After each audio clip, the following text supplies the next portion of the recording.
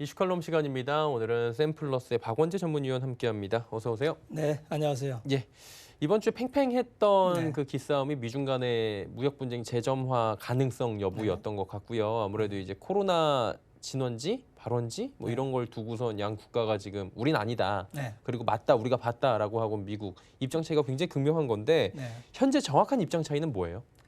기본적으로는 국가 상호 간에는 이제 신뢰를 바탕으로 해서 예, 상호 호혜, 그러니까 서로 이익이 되는 범위 내에서 그래서 이제 무역을 해서 서로 이제 잘하는 부분을 교환하면서 이제 국제 질서가 이루어져 왔는데 트럼프 행정부가 들어서면서 기본적인 인식이 중국이 좀 기술 탈취를 통해서 미국의 우익을 좀 해하고 있다.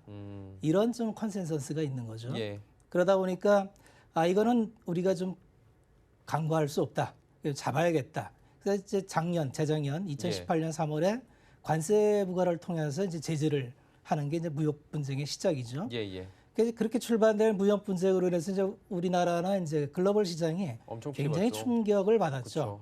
기본적으로 충격받을 수밖에 없는 게 세상은 돌고 돌아서 교역량이 활발해야 되는데 이제 그걸 끊으니까 미국하고 중국은 중요한 게 이제 세계 시장, 소비 시장의 반을 차지하는 나라고 그 시장이 서로 문을 닫기 시작하면 중간지대에 있는 국가들은 사실 굉장히 타격이 심한 거죠. 네.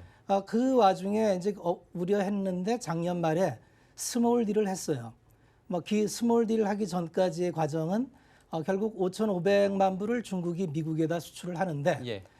그 중에서 2,500만 불은 25%의 관세를 부과했고 그다음에 1,200만 불은 17%를 부과를 했고 예. 나머지 이제 부분에 대해서도 30%를 부과할 수 있다고 이제 마지막 카드를 던지던 차에 이제 이렇게 가면 안 되니까 이제 타협을 하자 이래서 작년 휴전을 12월에 한 거죠. 휴전을 했는데 그 조건이라는 게 기왕에 부과하지 않았는데 부과할 예정이었던 걸 취소해주고 1,200억 불에 대해서는 15% 관세를 7.5%로 낮춰주는 선. 그 대신 이제 중국 리들도 뭘 해야 되니 2,000억 불을 수입을 해라.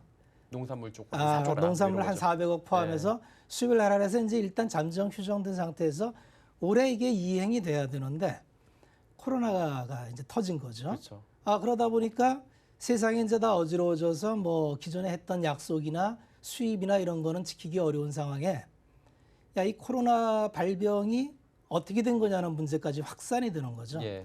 그래서 사실은 코로나의 발병 원인은 아직도 밝혀진 게 없고 한 루머만 2가지 존재하는데 처음에는 그 우한이라는 아주 그 재래식 시장, 위생이 불량한 시장에서 그 중국인들이 섭생을 하는데 이제 박쥐를 섭생하다가 발생했다는 설이 있었는데 일각에서는 좀 음모론적으로 우한에 이제 연구소가 있는데 여기서 뭐 군사용으로 뭐 실험하다가 바이러스가 유출된 거 아니냐는 얘기를 이제 나왔는데 폼페이오 장관이 갑자기 이 얘기를 한 거죠. 우리는 확실한 증거를 갖고 있다.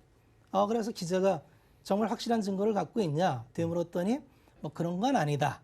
이제 한 발 뺀 상황. 그게 이제 지금까지 상황으로 돼 있는 건데 어쨌든지 이게 잘 마무리돼야 된다는 게 이제 기대치죠. 그렇죠. 네.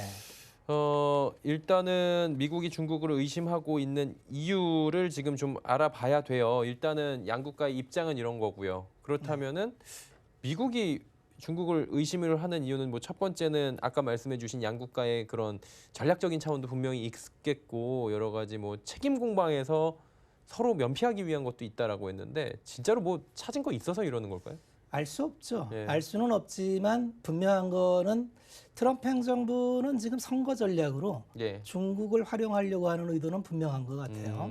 결국은 정치하는 사람들은 자기가 책임이 안 지면 누군가 책임을 질 대상이 필요한데 그렇죠. 지금 상태로서는 결국은 미국인들이 가장 고통받고 있는 게 코로나19고 예. 이 원인 발안점이 이제 중국으로 돌리면은 본인이 가을에 선거할 때 확실하게 책임 소재를 넘어갈 수 있으니 이 끈을 놓고 싶지 않다는 거는 이제 당연한 마음이겠죠. 그렇겠죠. 그렇게 봐야겠죠. 예.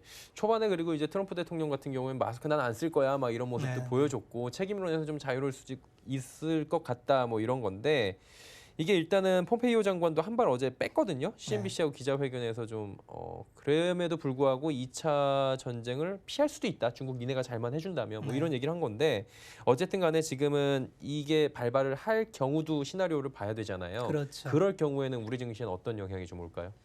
개인적인 생각으로는 상당한 타격이 있을 거라고 봅니다. 예. 이게 말펀치로 끝나지 않고 실질적으로 관세를 다시 부과한다면 네. 물론 기존에 해왔던 거고 거기에 좀 얹어지는 거지만 시장은 심리인데 그렇죠. 지금 사실은 매일 블랙스완이에요.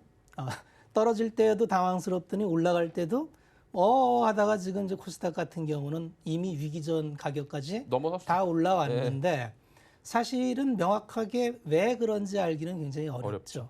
사실 유동성 때문이죠. 유동성이 워낙 풍부하고 또 대한민국 시장은 상대적으로 그 위기 이전에 글로벌 시장에서 가장 오르지 못했고 그렇죠. 저평가를 받았던 부분이 있는데 이게 이제 예전에 말씀드렸던 그 자산 가격은 상대적 가격이거든요.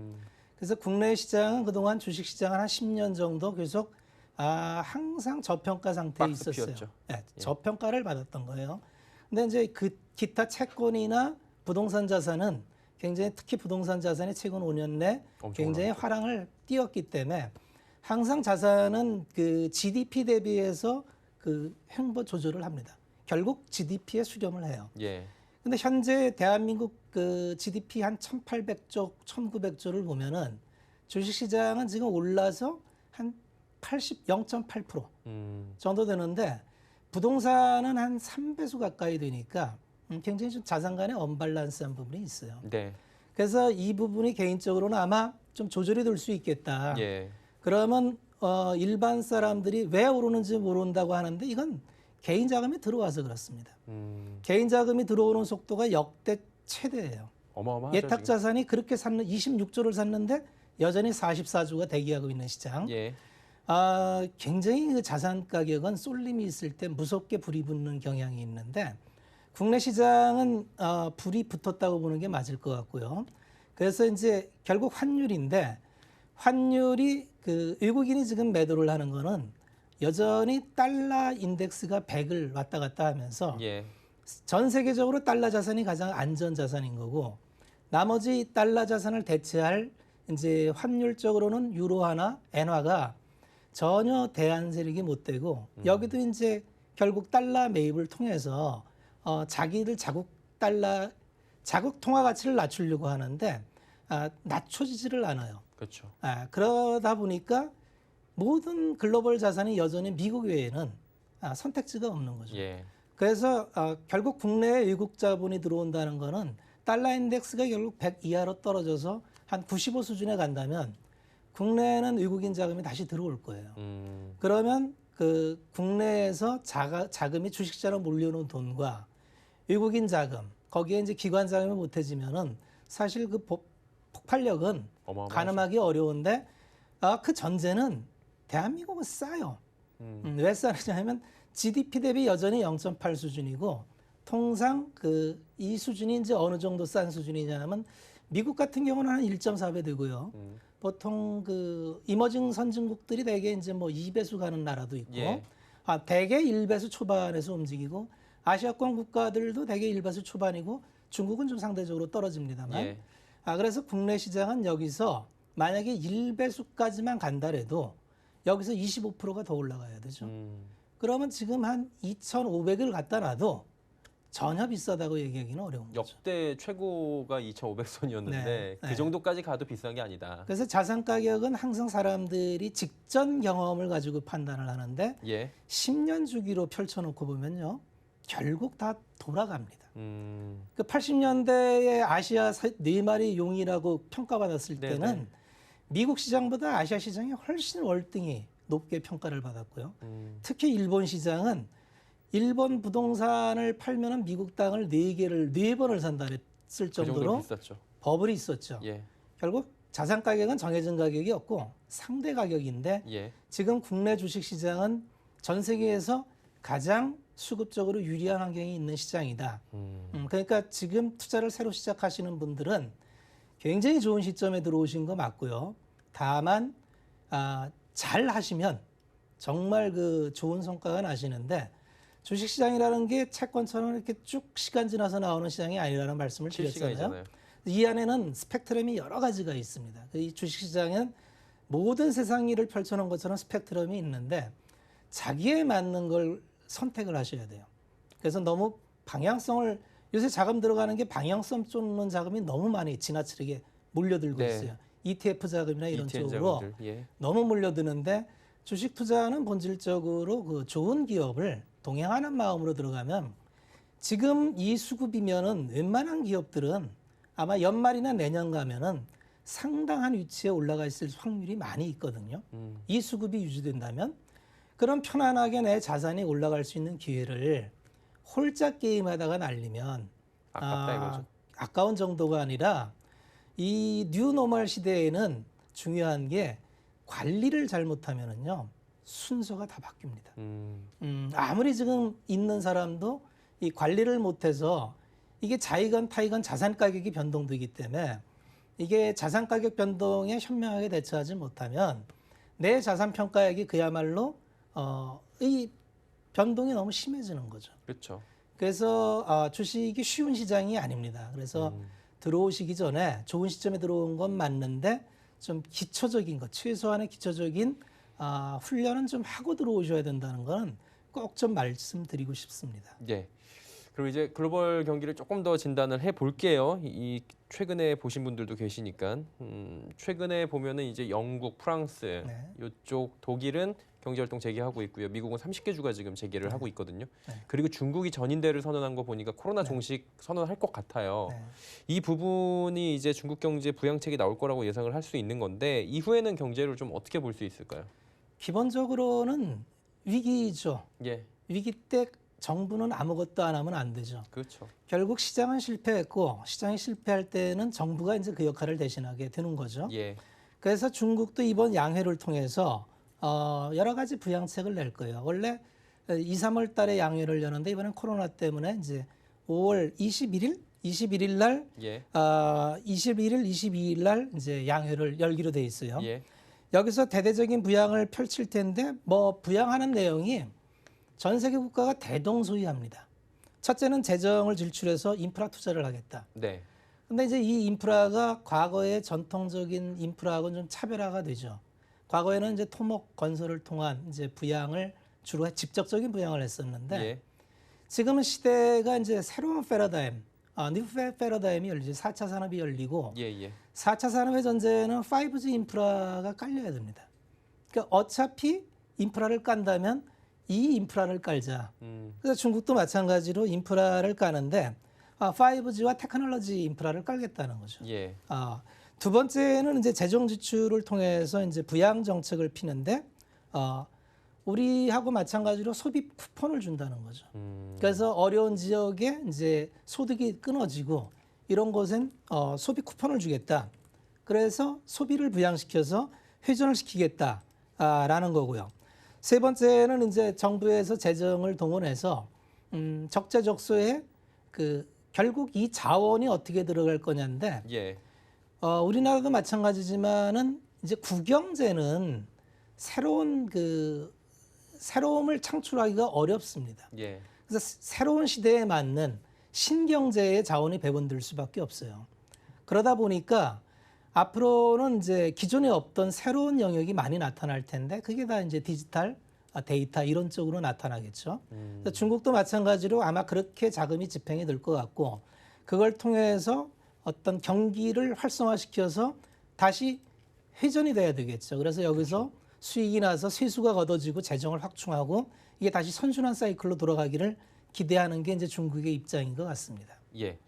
그럼 미국 좀 여쭤볼게요. 미국도 마찬가지로 지금 강한 부양 의지를 가질 수밖에 없는 게 트럼프 대통령은 재선해야 되잖아요. 그럼요. 그리고 미국은 우리가 생각하는 것보다 증시에 대한 의존도 그리고 증시를 바라보는 시각 자체가 좀 많이 다르다고 하더라고요. 시장에서. 가계 비중이 훨씬 크죠. 크죠. 예, 하시는 분들도 많고 네, 그러다 보니까 부양하려고 하는 건데 쟁심만 보면 V자 반등 지금 나스닥은 이미 나왔잖아요. 네. 예, 근데 어때요? 전체적으로 봤을 땐 V자 반등 기대해도 됩니까? 사실은 위기 전 가격으로 지금 와 있기 때문에 예. 우리가 이제 3월 달에 그 꼭지점 찍은 변동성 지수에 맞고 아래 찍은 거는 이제 지워야 돼요. 그거는 다시 오기 어려운 거고. 근데 문제는 여기서 더 갈라내면은 역시 이 펀더멘탈 시장 경기가 이제 돌아서야 되는데 그렇죠. 결국 경기 논쟁으로 돌아가거든요. 예, 그래서 여전히 이제 지금은 그래서 위기를 통화로 지웠다 생각하면 원점입니다. 그런데 경기는 이제 1, 4분기, 2, 4분기는 다 인정하는 듯이 기대할 게 없어요. 예. 문제는 3분기인데 3분기 이후에 어떠한 회복세를 보이느냐에 따라서 아마 경기 회복 그래프는 달라질 거예요. 네네. 여전히 이제 그 L자형 장기 침체를 우려하는 시각도 일부는 있습니다. 예, 그래서 이거는 뭐 못 일어날 것이다. 그래서 아마 돈을 아무리 부어도 사람들이 소비 능력이 없고 실업률이 회복될 것 같으냐. 지금 1억 3천만 노동인구 중에 미국이 3천만 실업이 됐죠. 그렇죠. 돌아가겠지만 예전처럼 완전 고용이 들어가겠느냐. 그러면 이제 소비력이 없는 거고 소비력이 없는 상태에서는 생산을 해도 누구한테 팔 것이냐. 이런 본질적인 문제에 직면을 하는 거죠. 그렇죠. 그러면은 이제 돈을 아무리 풀어도 유동성이 활동을 못하는 이제 L자형 모델, 유동성 함정에 빠지는 거죠. 이런 모델을 제시하는 학자도 일부 있습니다. 네, 개인적인 생각으로는 이럴 것 같지는 않고요. 두 번째는 이제 더블자, WD 모형을 얘기하는 사람이 있어요. 실제 성적표를 받아보면은 지금 돈으로 기대감으로 올라왔는데 성적표를 받아보면 아마 딴 마음이 들 것이다. 이렇게까지? 라는 성적표를 받았을 때 과연 어떻게 반응을 할 거냐. 1, 4분기는 이제 성적표가 나왔고 2, 4분기가 이제 본격적으로 팬데믹 구간에 접어드는 구간인데 네. 이 성적표가 이제 미국도 뭐 7, 8월 달에 나오죠. 7, 8월 달에 나와서 야, 이렇게까지 망가진 게 회복될까라는 시각이 있다면 거기서 살짝 꺾일 수 있다는 시각은 개인적으로 확률은 반반이라고 봅니다. 그래서 지금 올라온 거는 유동성으로 오케이. 지금부터 하반기를 바라보는 거는 성적표를 받아봐야 되는데 그건 아직 안 받아봤으니까 모르죠. V자 반등을 이제 주장하시는 분들은 이제 유동성의 힘을 믿는 거죠. 돈은 위대하다는 거죠. 천문학적이다 이거죠. 그리고 지금 이건 뭐 있을 수가 없는 일이죠. 본원 통화를 거의 그 지난 10년 동안에 3배를 뿌린 게 1, 2, 3차 양적 완화인데 이번에 그만큼을 또 쏟아붓고 있죠. 그렇죠. 그럼 본원 통화가 10년 동안 10배가 늘어나는 겁니다.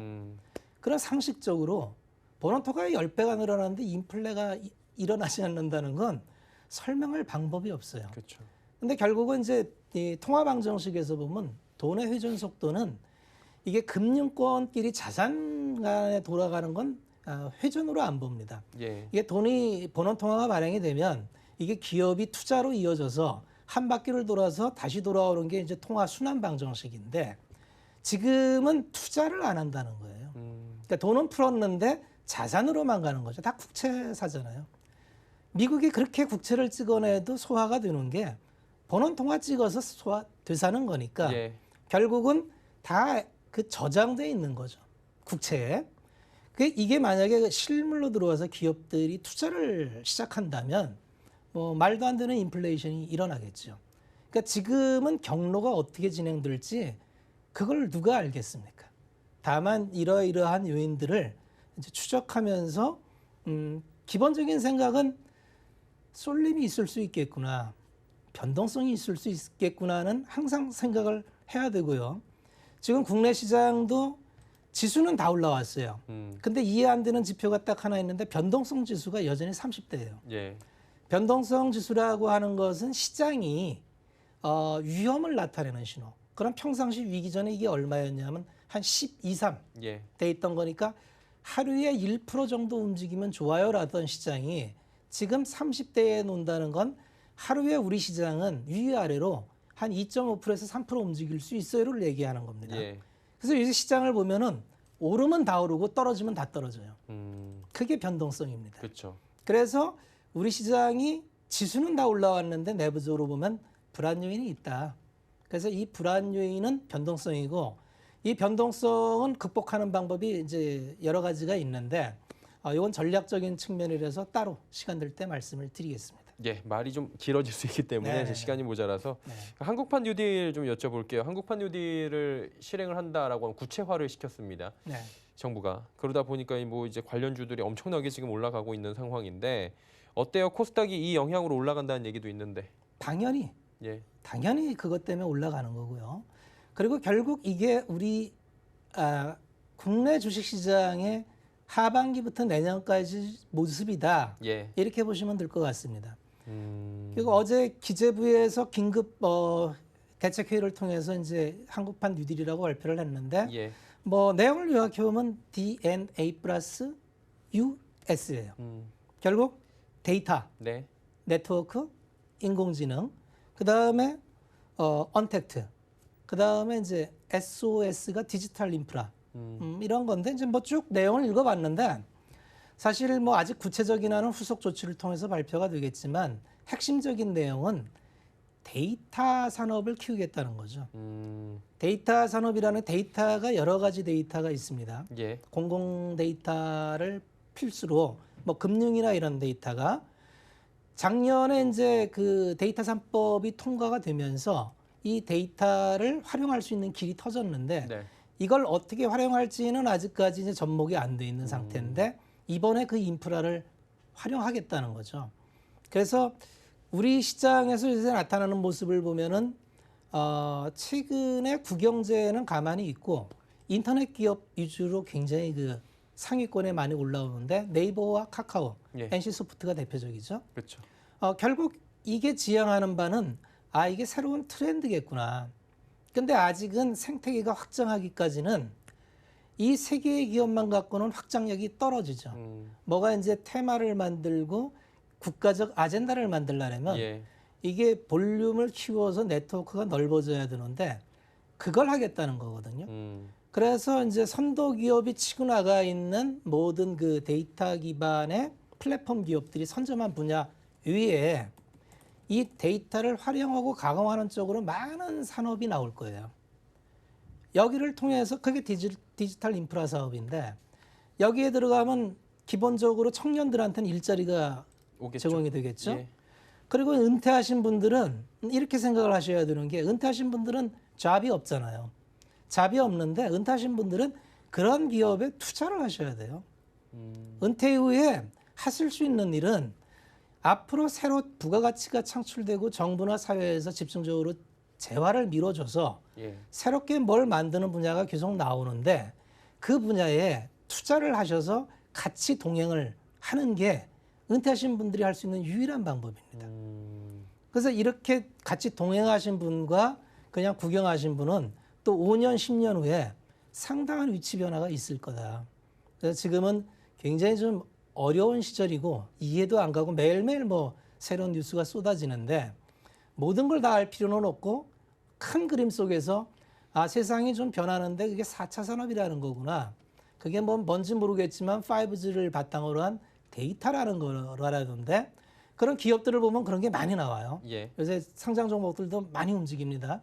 뭐 인터넷 뭐 움직이는 뭐 KINX나 가비아 같은 기업들이 미리 다 뽑았죠. 예. 결국은 이제 인터넷 그 잼이 많이 걸린다는 거죠. 그래서 이 네트워크를 분산하고 이런 기업들, 이런 기업들 보안 뭐 이런 섹터의 기업들이 실질적으로 테마가 아니고 우리 사회에서 부가가치가 커지면서 자원이 집중돼서 늘려갈 수 있는 부분이기 때문에 그런 기업에 얹어가는 게 방향성 투자거든요. 그렇죠. 그런 쪽에 한번 포커싱을 맞추셔서 따라가시면 그렇게 급하게 쫓아가지 않으셔도 방향을 따라가실 수 있다. 이런 말씀을 드리겠습니다. 예. 오늘은 그 시간 관계상 여기까지만 좀 해야 될 것 같습니다. 네. 고맙습니다. 네.